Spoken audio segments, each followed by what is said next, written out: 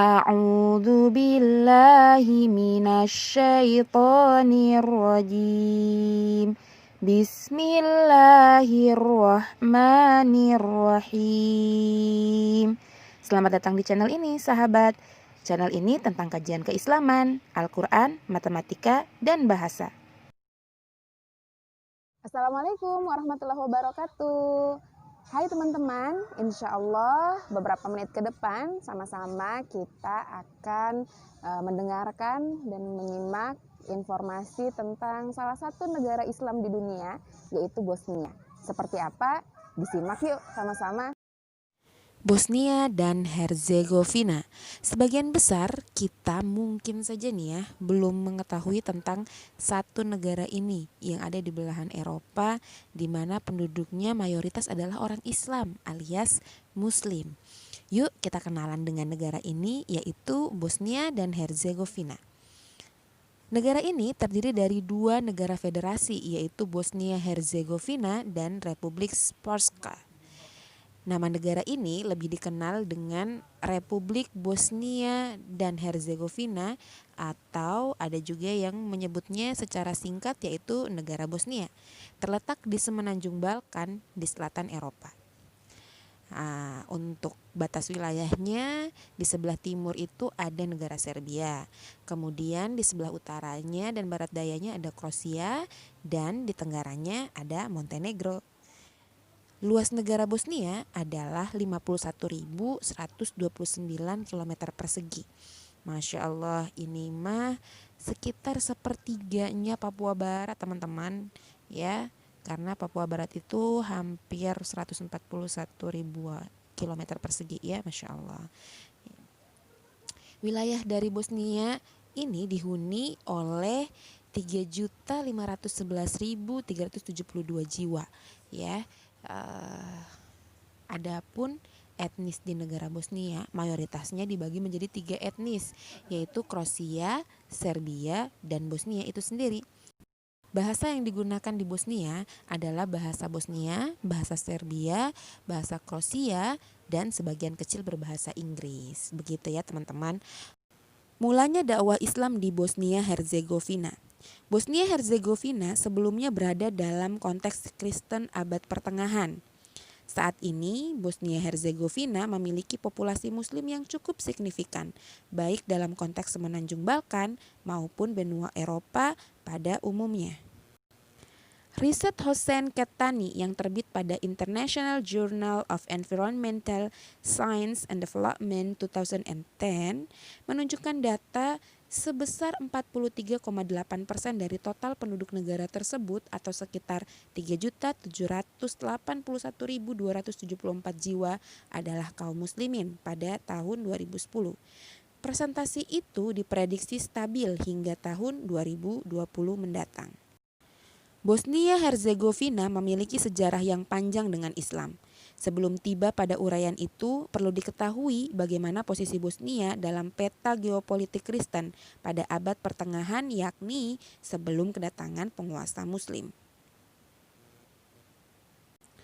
Menurut Schumann dalam Nations in Transition Bosnia and Herzegovina 2004, sejak tahun 1180 wilayah tersebut dipimpin Raja Ban Kulin. Sebagai penguasa lokal, dia menolak kekuasaan Romawi Barat, Katolik, dan Romawi Timur, Kristen Ortodoks. Ban Kulin lebih mendukung Bogomilisme hingga akhir kekuasaannya pada 1204. Baik Katolik maupun Kristen Ortodoks memandang sekte tersebut sebagai aliran sesat.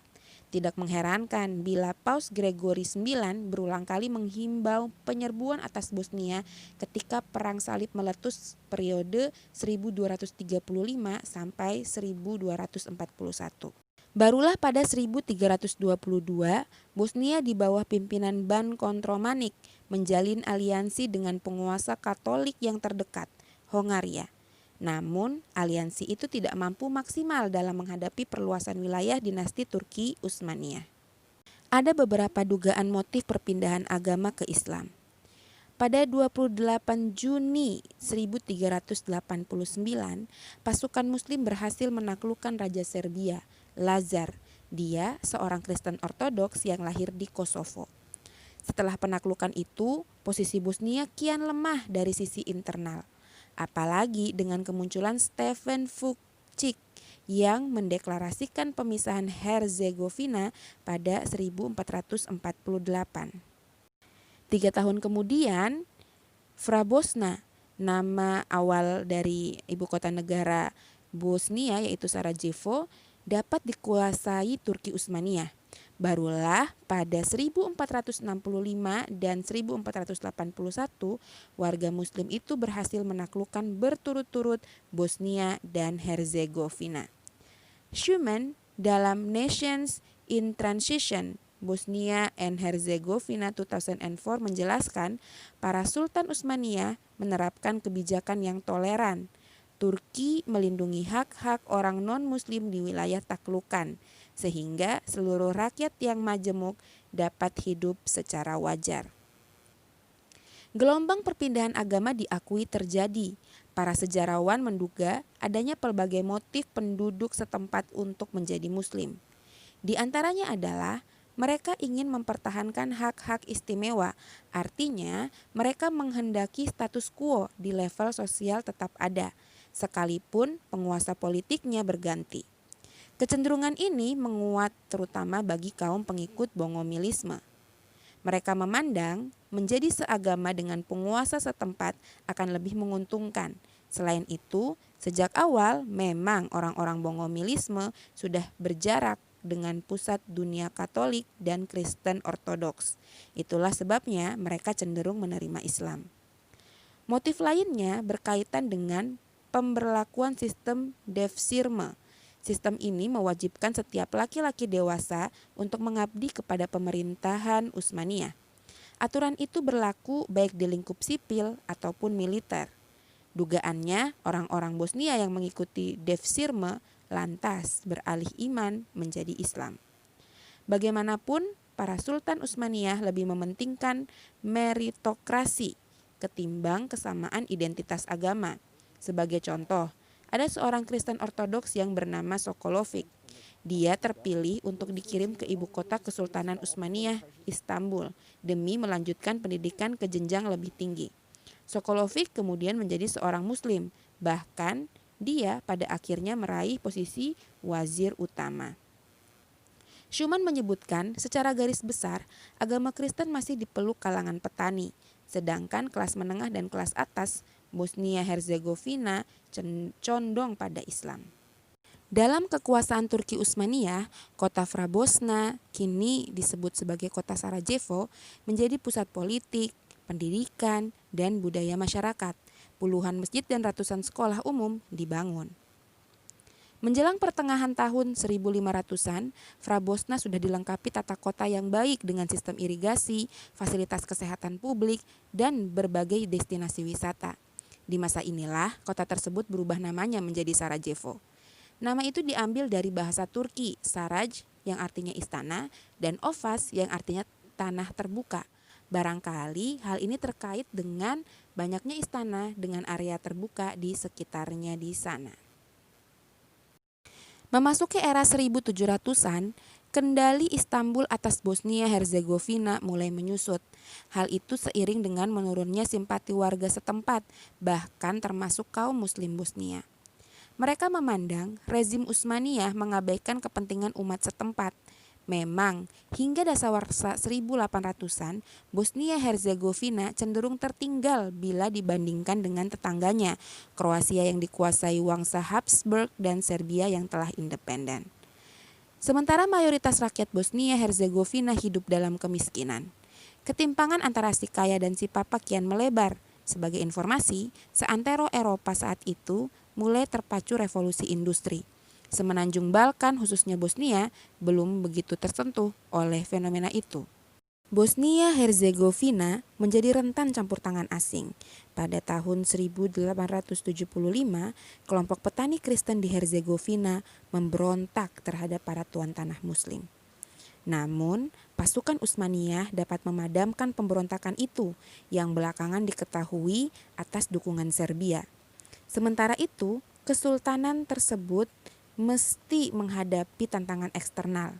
Aliansi Serbia dan Montenegro mengumumkan perang terhadap Utsmaniyah pada 1876. 1 tahun kemudian, Rusia melakukan hal yang sama.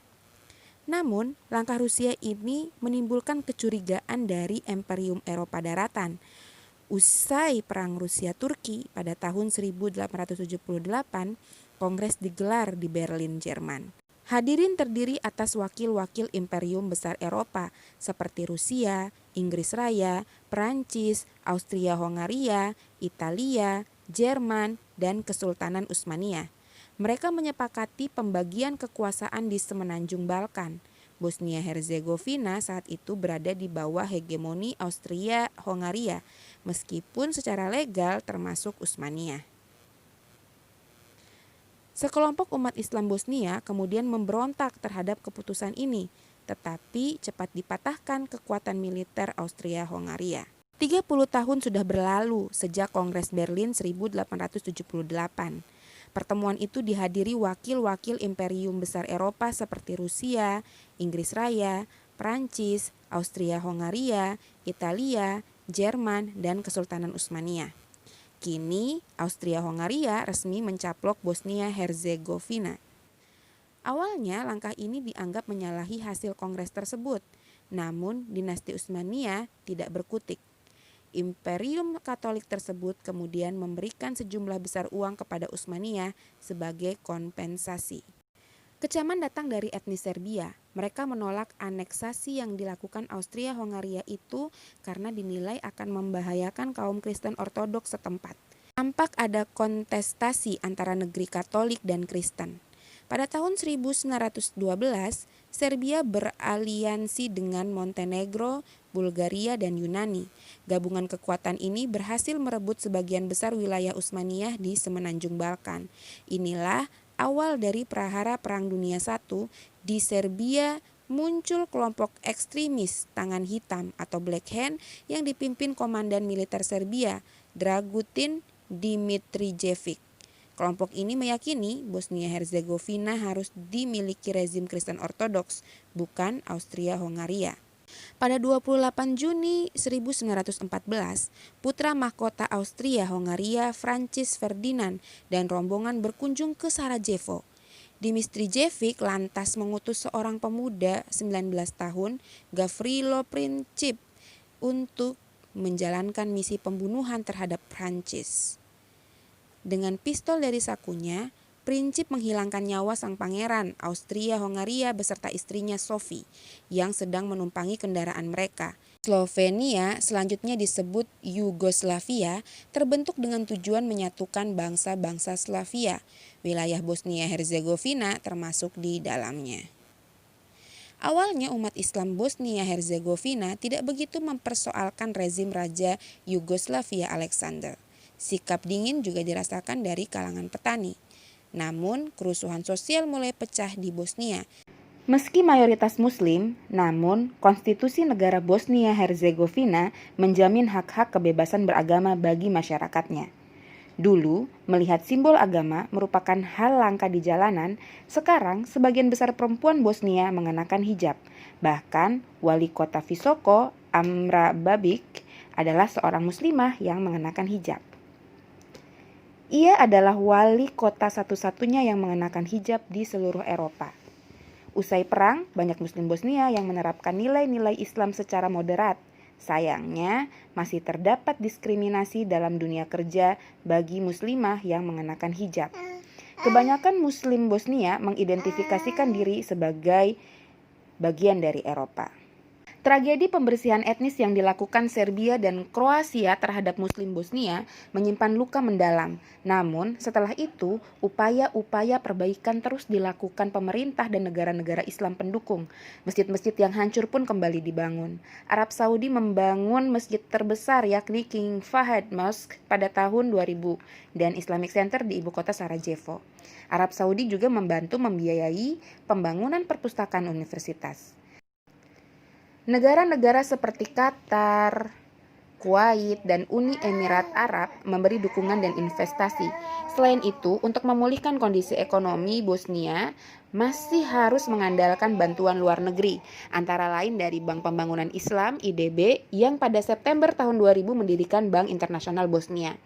Bank tersebut dibentuk dengan modal dasar sebesar 300 juta dolar Amerika dengan modal di sektor sebesar 60 juta dolar Amerika. Modal tersebut antara lain berasal dari IDB serta bank Islam lainnya sebagai pendiri seperti Bank Islam Abu Dhabi, Bank Islam Dubai, Bank Islam Bahrain, serta dari investor swasta muslim lainnya. Muslim di Bosnia Herzegovina memang belum bisa lepas dari marginalisasi. Namun masyarakat muslim mulai berubah menatap ke depan. Walaupun tidak dipungkiri, pertentangan antar agama masih terjadi. Keberagaman mulai meningkat di Bosnia, khususnya di Sarajevo. Pemimpin ulama muslim Bosnia, Mustafa Cerik, menyerukan diterapkannya hukum syariah, hukum keluarga di Bosnia. Mustafa Hadidik mengatakan Muslim Bosnia mempunyai potensi yang sangat besar untuk menjadi jembatan antara timur dan barat perantara Islam menuju Eropa. Karena di Sarajevo ada masjid berdampingan dengan gereja dan sinagog. Alhamdulillahirobbilalamin, ya teman-teman, itulah cerita sedikit ya tentang negara Islam, salah satu negara Islam yang ada di dunia yaitu Bosnia. Mudah-mudahan bermanfaat. Silahkan bisa di-share ya, bisa disebarkan informasinya. Mudah-mudahan bermanfaat dan mudah-mudahan suatu hari nanti kita bisa mampir ke Bosnia. Amin, Allahumma amin. Terima kasih telah menyimak video ini. Jangan lupa like, comment ya, and subscribe. Terima kasih sekali lagi. Assalamualaikum warahmatullahi wabarakatuh.